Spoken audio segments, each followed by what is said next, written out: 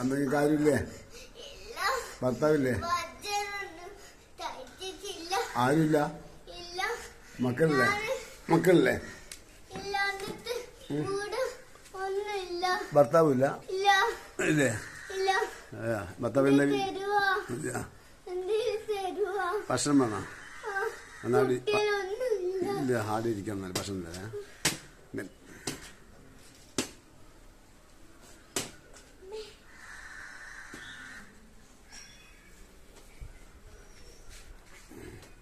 പേരെന്താ?